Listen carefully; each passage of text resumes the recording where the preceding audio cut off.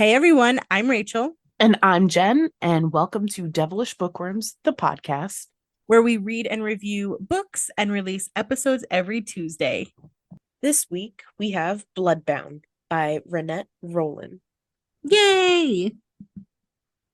The man who lived in the apartment above Eve and her Uncle Joe always seemed a little bit off, but she never expected to find him in a field at night attempting suicide.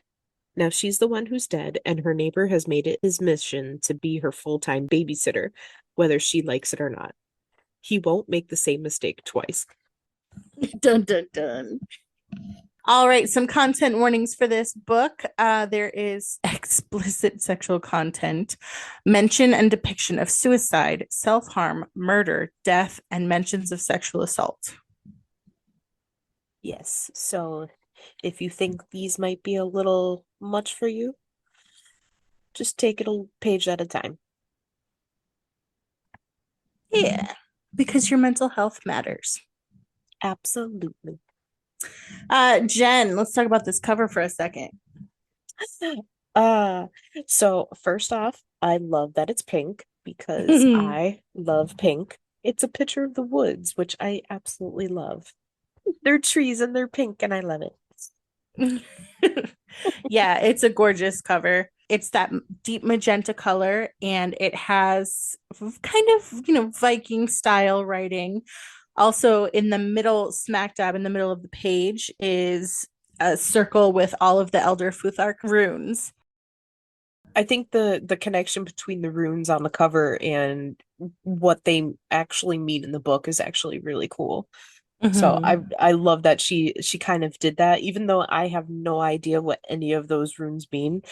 I think it's really cool to actually see it like up front. I've had probably 80% of those runes written on my skin at one point or another in my life. That does not surprise me. And Bjork, which is the Anglo-Saxon word for the for lack of a better term, the bee is in the it's the cover art. Well, not cover art, but it's the art in at the beginning of every chapter is the bee. So that actually kind of leads me into one thing I really want to just touch on real quick. Mm-hmm. And it's nothing like horrible, but one of the things that kind of like drove me a little crazy, well, I can't even say it drove me crazy. It was just like something that made me struggle a little bit was Mm-hmm. those runes at the beginning of every chapter were so close to the actual like rest of the writing. The placement of it when you're in dark mode actually like kind of makes it a little bit difficult to see some of the actual letters, at least for me. So I had to keep increasing the text size just so I could read that little bit right next to the square of it. Oh, you mentioned that before, but you know what's funny is on mine, I was like, oh, I don't know if I'm in dark mode or not. I do read in dark mode, and it had a white text box. So the Yeah, rune was in a white box, and then the white is like way too close to the actual writing itself. That's just a me thing it didn't because show up on like that on mine. it's probably because of the text that I'm using, like the actual font. Oh. But at the same time, it like I said, I had to keep increasing the size just so I could Hmm. actually like read it, or I'd have to put the Kindle like really close to my face, which kind of sucks. But Yeah. like it's very minor, very, very minor, but I had to say it. Well, yeah, but that's not even a her thing. That's a Kindle thing. That it's a formatting thing, yeah. Yeah. And sucks that they did that because it made it a little wonky.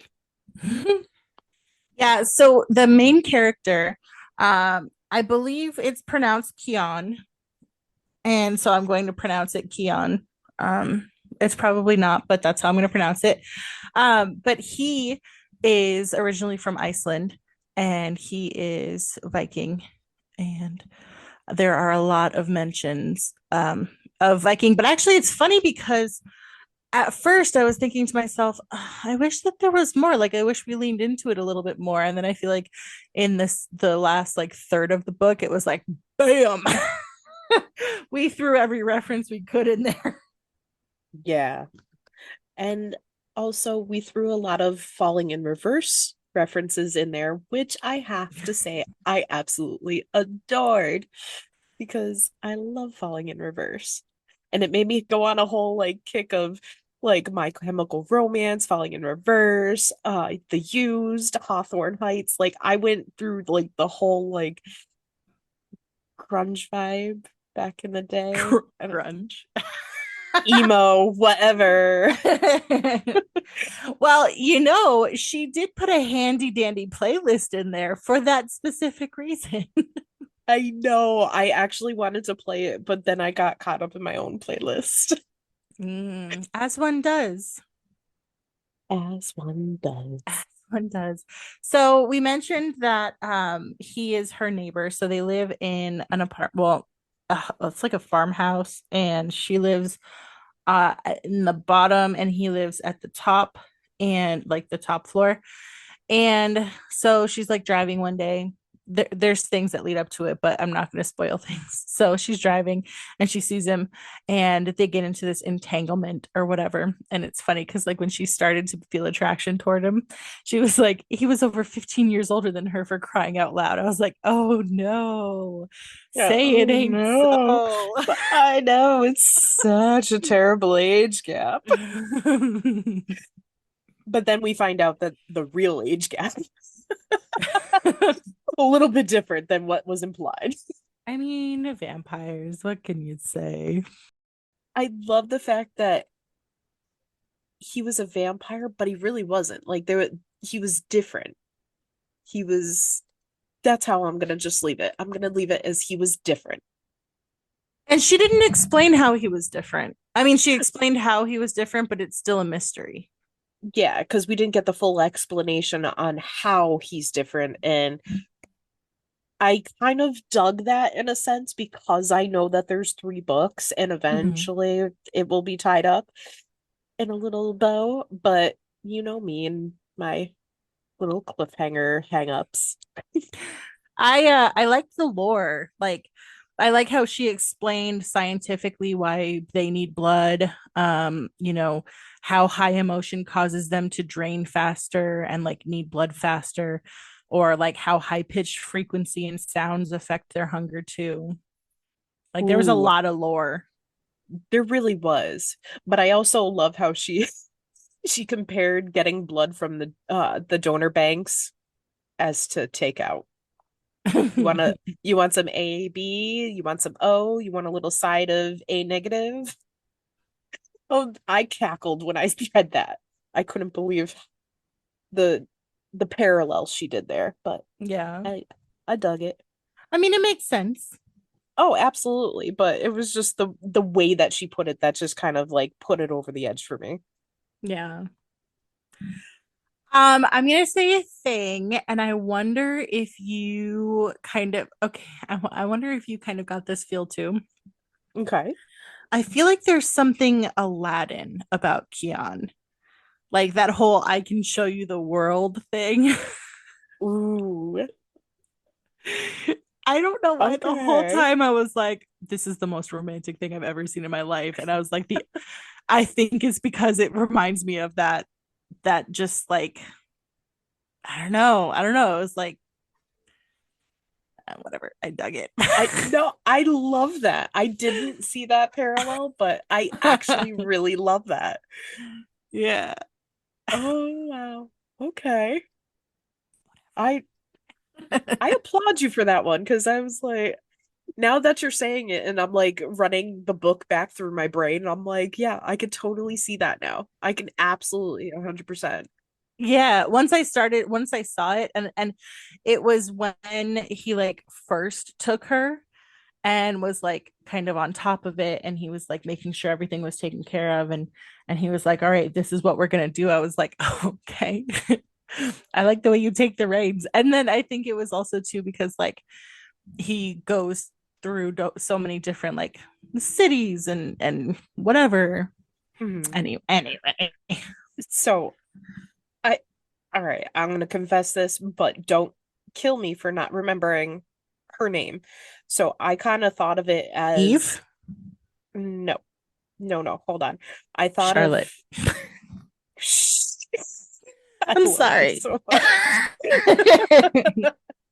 I thought of it as Klaus when the blonde got turned. Caroline.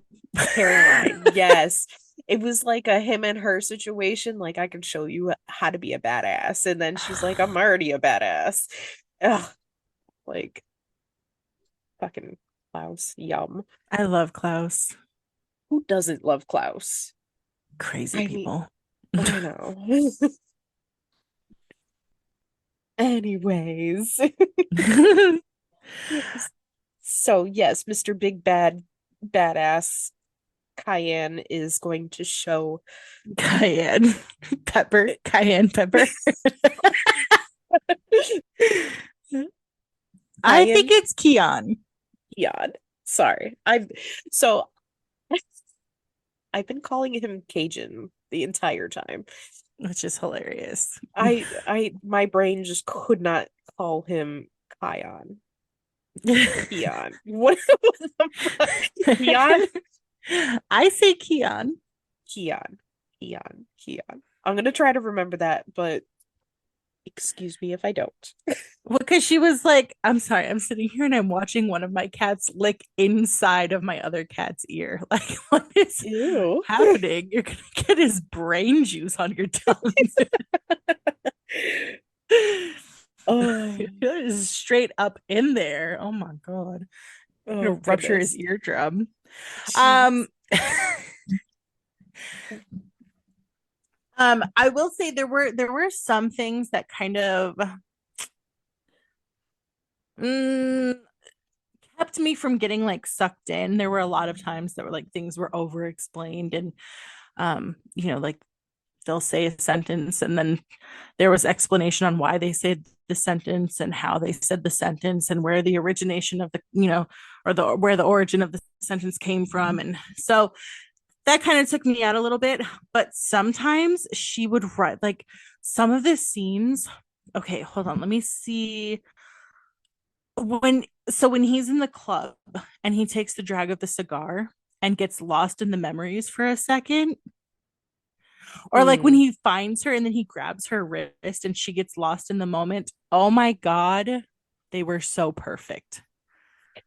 yeah. There was even a point where I kind of wish that she had put like little I miss when authors used to do this, but they had put little footnotes in the bottom of the page to like give us a translation of a foreign language, like a whole whether it be like a word or a whole sentence that they did, just so like you didn't have to go looking on the internet for what the frick they meant. Like, Are you talking about like when he said like when he spoke Italian? yes, it was driving Mm, me crazy because I kept having to look it up. Well, I can't mhm, even say it was driving me crazy, but it was like it was just inconvenient that I had to keep looking up what the heck he was trying to say, even though sometimes like a couple of pages later they would explain it.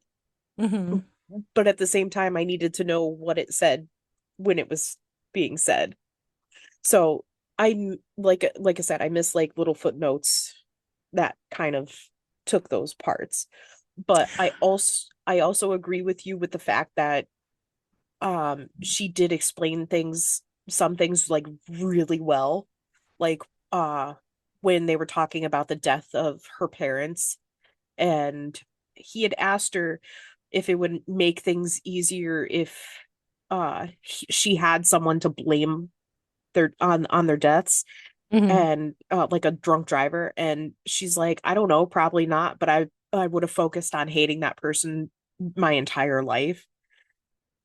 And it was like just a moment of like, yes, that is fucking absolutely amazing, and I love the fact that she put that in there because of the fact how do I want to say this? It doesn't matter if there was someone to blame or not for someone's death, it's going to hurt regardless. And the fact that he made her actually sit there and realize that was like super important, especially with how much death is always around us. Even if you do have someone to blame, it's gonna hurt regardless. That's true. I mean, I feel like I would prefer someone to blame because then I could have an outlet for that anger, but instead of like, because I feel like with me, I I would rather have somewhere to focus it as opposed to having all of this emotion and not knowing what to do with it or not having an outlet, you know. I see that. For me, it's like I'd rather know that like it was nobody's fault. It just happened to be happenstance and unfortunate. Mm-hmm.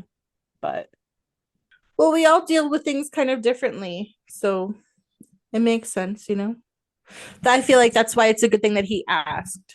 Like, yep, do you think that this would have helped? And she's like, no. And he's like, okay, well, now that's a thing I know. You know what I mean? absolutely. With me, it wasn't so much those bits like the Italian I was fine with. Like, I figured if it was something that was like pertinent, they would have put it. But like, I like the fact that he says it later on, you know, in the other scene, because then it's like, oh, Hmm. okay, that's cool. That's what that meant. Um, but it was kind of like there were some scenes where I'll have a better example of it in a minute because like some of my favorite quotes, I cut off half of the quote because it was like the awesome first part of the quote itself, and then it's like the second part of the quote is explanation of the first part, and it's like, well, I just Mm, read it, so I don't need it. You know what I mean? you're right. um, I just want to mention real quick that the whole Charlotte situation, I need you to understand that if I caught him feeding on someone that I hated with every cell in my being, there isn't a thing he could do or say that would get me to drink his blood again. I need you to understand that man would have never seen me again. It doesn't matter like if you have the sire bond or you're bonded to me. Like I don't give a fuck. You would never see me again. I can see Like, that. oh, be so fucking done with you. We're petty bitches. Yeah, I mean, the reason why I would stay because especially like there's no like yes, there's the courtesy, you know, like he knew that she hated him or whatever, but like also there's no lines in the sand, like there's no set rules, there's no clarification on what we are, you know, so it's not like he's cheating, it's not like, you know, anything like that, but it's that he, you know, if I catch it, okay, cool, you do you, boo, but don't you ever ask me to drink your blood again. I'm gonna go drink someone else's blood, probably a hobo on the street, anyone I but yours.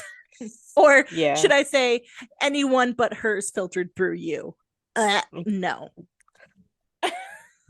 Yeah. See, Mia, I'm more of like on the lines of that was such a fucking betrayal. Like I don't care if you have established whether we are or aren't. It's a matter of principle. You lied to me, then you're going behind my back to go to this person that you know I have very bad feelings towards, and then you're gonna try to lie to me, and then you're gonna make me feel like shit about it? Oh fuck no. Mm-mm. Nope. I'm fucking done. Like the second that he would have opened his mouth, it would have been the last time. I just, I can't. That's Charlotte situation really got in my nerves. Like, I couldn't even. I wanted to talk to you so bad about it, but then I was like, well, we can't talk about it. And then we got to briefly talk about it, and I was like, that wasn't enough satisfaction. I know we're gonna have to talk about it again after because we can't even Ah, dive too far into it now. I know. One thing I want to actually say is it drove me absolutely crazy. Literally, You absolutely drive me crazy. crazy. One of the things that actually really drives me crazy was how adamant he was on pushing her away and not like giving her any information. Like if you're sitting here to help someone and you're sitting there saying, "Okay, I'm going to give you all the information you need to survive," but then you limit how much information you give that person to survive, like that's like me having a child and saying, "You need to learn how to cook, to clean, and to bathe yourself and to do a skill." But not teach you any damn thing about any of those things and then send you out in the world. And I think that's And then get bullshit. mad at you for not knowing it, but also Right. get mad at you for asking questions. Right. Like, what the fuck? You can't, like, that shit pissed me off. I, I think that was one of the things that kind of took me out of it, was because I feel like there were a lot of times where it felt as though it was a little not flimsy exactly, but it's like it's almost like something would happen and it would be like, okay, but like realistically, is it realistically, that she is it that big of a deal? Or realistically, like, would that be her okay, reaction? yeah, yeah, yeah, you get it. Yes, because I feel like there was times where she should have really popped off and she didn't. She just like took it. And I'm like, but that's not how a real person would react. I don't think. Not everybody would react the same, but generally speaking, if I told my child to cook a super difficult meal and not given her any instruction, I think she would Mhm. be like, "What the fuck are you doing? Like, I can't cook this." Instead of just saying, "Okay," and just trying to cook it anyways. Yeah. I'm wondering if my issues with some of the things were answered at the end, because it's like one of the things was like there was so much angst for no reason, like he's pushing her away, and like I get why he was pushing her away, but like like realistically, like, you know he's kind of making a lot of drama for nothing. But then later on it's explained why there was so much angst. So I think maybe some of the things that took me out of the story were explained later. A few of them were, but not everything. And still, I see your point where it could take you out because of her responses not being what they should be, or his intentions not being great or what they should I be. will say I will say this. While there were things that took me out, like sometimes the dialogue was a little stiff. While there were some things that took me out, there is no doubt that I fell in love with these characters and the storyline, and I want to know what happens next. I have a feeling I know who the he is at the end of the book, but Mm, it's one of those things where we're gonna have to read to get that. But I I loved it. I I think I in love with it more when she was talking to him and he goes, "I'm a fucking unicorn." It, I just like, okay, I love you now. Like, but did you have any favorite quotes? I did actually. Speaking of, well, actually, I want to talk about the spice real quick. So this Okay. was on page, open door, all the things. So if you're sensitive to that kind of thing, or don't really, it's not your vibe, then I would say do not read this. I would give it like a what, four jalapeno, three, four. Yeah, I would say three and a half, four. Okay. Um. Okay. So, anyways, now favorite quotes. There's a couple that I highlighted. One is, but there was never enough time for everything you wanted was there. And then he didn't miss the surge of her chest when she drew in that first breath that would surely send her mind spiraling. Because that one, the reason why I highlighted that one was because he was so in tune to her, he was paying so much attention to her that he knew what that breath meant. Like she Mm, inhaled and he was like, oh crap. yeah. Let's see. Oh, the unicorn thing. It was really funny because there were some really funny quotes. So she like one part she goes, "Sweet," she gloated, not to toot my own horn or anything, but I think I did pretty well for my first time, other than, making a bubble popping sound with her lips. She hiked her thumb at the victimized planter. Yeah. The only reason she knew about it at all was because a vampire had drained her like a juice box, but it won't make a difference, Bobby. There was so uh, many funny parts. yeah. There was one because something I did, Eve stiffened and clenched her fist. What did you do to me? She said, or she heard herself ask. I killed her, or I killed you. That whole part when after she was found. Oh, okay. Anyway, I think that's it. What Okay. about you? Um, Music was her religion, the lyrics were her gospels. Ooh. Absolutely. Um, I was taught when you take an oath and went back on your word, your own sword would incur the wrath of the gods and turn against you in battle. I guess I just can't shake that. And I love that. I absolutely love that. Um, she wanted someone to pick her for who she was, not out of circumstance or lack of better options. Boom. I'm sorry. Uh-huh. Sorry. It's okay. As though standing on a frozen lake, he heard the cracking, unable to move or stop it. The overwhelming grief submerged him, pulling him under and trapping him under a sheet of ice, forever drowning. Mm. I don't know why. I just thought that was like sad, utterly sad but beautiful. Um, Oh, you know what I loved real quick? I loved when he said, "Breathe with me, Eve. Focus on my heartbeat." oh yes. For some Um, reason, that was very Aladdin for me. I can see that. There was also you've been looking for a way to escape for so long that you've lost sight of the most obvious route. And Mm. facts. And my last one, nobody deserved to be used as a means to an end. Facts. Straight facts. Yes. Did you have a favorite character? Um, Honestly, I think Eleanor was my favorite. Oh, I can see that.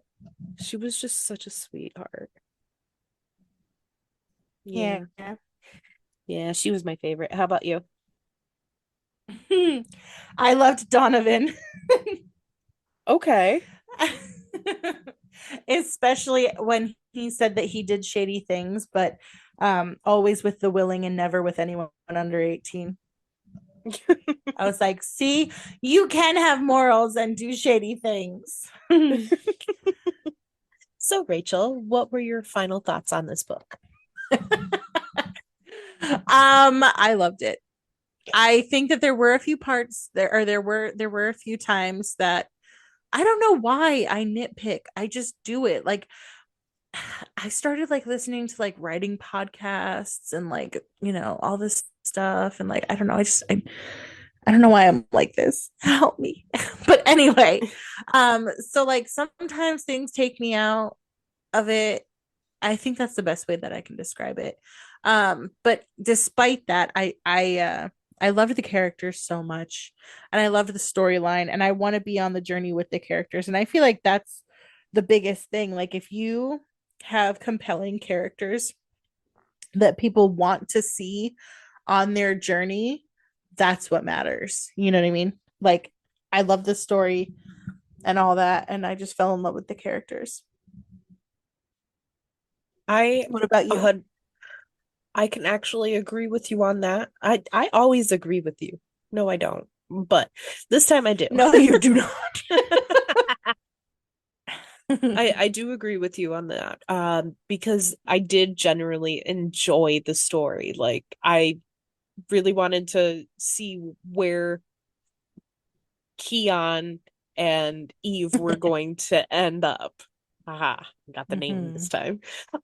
So I mean, I really was invested in their story, but I was also just purely invested in his background story because I Mhm. really needed to know what the fuck happened to make him be the way he was. You need to And fucking read Interview with a Vampire. God damn it. I'm trying. I am reading like 3 or 4 books at the moment. Like, give me a break, Don't woman. BS me. When was the last time you opened it? That's right. No, as if anyone has listened to the podcast before, you know the insane pedestal that I hold Anne Rice on. And Hmm. lover or hater, frankly, I don't care about anyone's opinion that doesn't like her. No, I'm just kidding. I'm just kidding. I'm just kidding. There's some people that are like, she's so overrated. I'm like, so is your face. But Oh my goodness. but to me, like I kind of got I got a little bit of the vibes, I got a little bit of the interview vibes. Okay. um I feel like he would have I felt like Keon would have fit into the Vampire Chronicles world well. Okay. I gotcha. Ugh, I really need to know what's gonna happen next, though. That's the whole the whole bit. Like I'm so invested at this point that I need to know what the frick is gonna happen. And the fact that there's 2 more books is like, I gotta get reading these other books so I can actually keep going. Like, And I'm just sitting here like, yeah, give me 2 more books of Keon standing in his own way again. I'm sorry. oh I'm goodness. sorry. I And loved then him. she also wants to throw in a 1,000-page book and on top of me trying to read all of these. Like, Who? you, Why? you want me to read Interview with the Vampire? Hmm. I've given up on that a long time ago. Oh no, it's gonna happen. I'm When sure it you le is. when you least expect it, I'm gonna be like, I finished. That's what she said. Speaking of finishing, tell So, us about this order. the what? The author. Whatever. I'm tired. I'm Blood. sick. I'm sick, sick, sick of your shit. Wanda Sykes. Oh my God. Bloodbound was written by Renate Rowland and is the first in the Bound by a Web of Word trilogy, which includes Soulbound, which is already out, and Oathbound, which will be released this May. You can find more of her works as well as links to her socials at runicpress.com/Renate Rowland, which is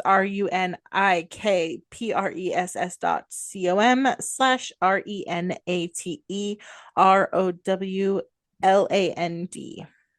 Jen, tell everyone what we are reading next. Next, we are reading Virgin Sacrifice by L.M. Ramirez. Ooh, ooh. I'm really excited about this one. What is it? A Dead Girls Society? Dead Girls Club? Dead Girls Club Book 1. I'm This, jazzed. listen, I am on page 16. So, Are you? I haven't started yet. I'm going to start today. oh, well, listen, I've had my headphone in listening to the rest of Iron Flame most of the day. And then I've been reading Dead Girls Club or The Virgin Sacrifice, like literally as like I'm pausing one, I'm picking up the other. So I've literally been nothing but books today. Books, books, books, books, books. Thank you so much for listening to another episode of Devilish Bookworms. If you want to chat with us, be sure to check us out on Threads, Instagram, Facebook, and TikTok.